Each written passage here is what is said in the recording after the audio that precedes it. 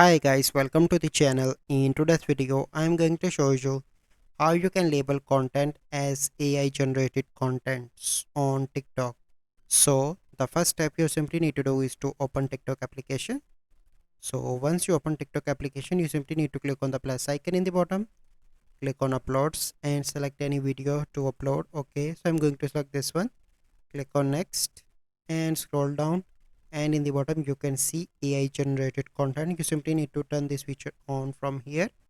So you can see that now it is turned on and this content is labeled as AI generated content, and then you simply need to click on post. So this is the easy process by which you can give content AI generated for TikTok. So I hope you find this video helpful. If you find this video helpful, must like this video, subscribe to our YouTube channel for future videos. We'll see you in the next video. Thank you. Have a good day.